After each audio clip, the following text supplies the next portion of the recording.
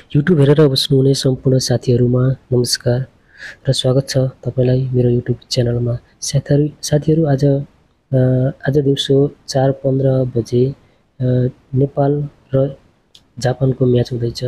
त्यो म्याच हामीले कसरी हेर्ने र अहिलेको जुन चलिरहेको जुन वर्ल्ड कपको टेबल कस्तो छ त्यसको बारेमा पनि बताउने छु।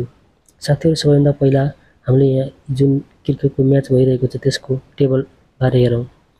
साथीहरु, हिजो जापान र कुवेतको म्याच भएको थियो। हिजो जापानले जित हासिल गरेको छ भने कुवेतले हारेको थियो। त्योभन्दा अगाडि नेपालको म्याच कुवेतसँग भएको थियो अनि नेपाल र कुवेतको म्याचमा नेपालले राम्रो जित हासिल गरेको थियो।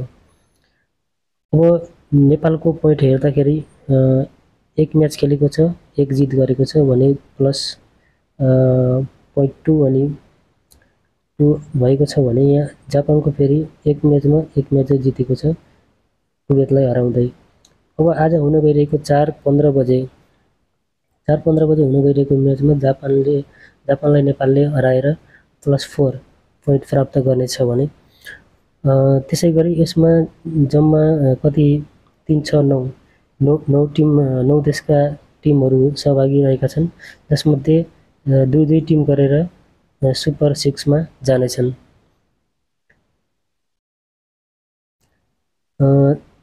त्यसैगरी अब यो म्याच चाहिँ 4:15 बजे आउँछ। कसरी हेर्ने त भन्दाखेरि यसलाई तपाईले कुनै एप मार्फत पनि हेर्न सक्नुहुन्छ।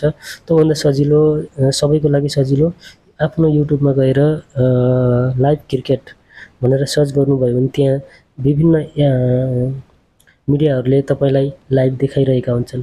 त्यहाँबाट पनि तपाईले सजिलै हेर्न चाहनुहुन्छ।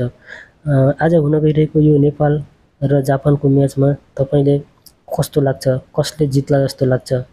अभियसली हामी नेपाली भएको कारणले नेपालले नै जित्नुपर्छ भन्ने हामीलाई लागिरहेको हुन्छ र नेपाललाई जित्नुपर्छ, हामीले सबैले नेपालको सपोर्ट गर्नुपर्छ भन्ने लागिरहेको हुन्छ। र आज खेलाडीहरू, हाम्रो नेपालका खेलाडीहरू कुन छन् त भन्दाखेरि कुनै चेन्ज भएको हुन्न होला सायद।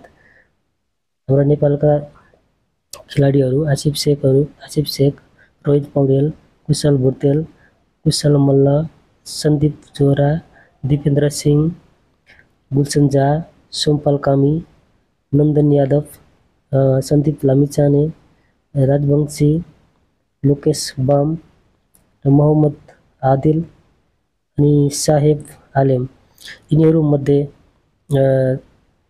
कुन सिलेक्ट हुन्छन् भन्ने कुरा हामीले 4:15 भन्दा केही समय अगाडि हामीले थाहा पाउनेछौँ। र आज नेपालको जित होस् भन्ने कामना गर्दै तपाईहरू सबैले हेर्नुहोला। युट्युबमा गएर लाइभ क्रिकेट सर्च गरेर तपाईले त्यहाँ कान्तिपुर मिडियाले पनि लाइभ दिइरहेको हुन्छ, वहाँ गएर पनि तपाईले सजिलैसँग हेर्न सक्नुहुनेछ। धन्यवाद।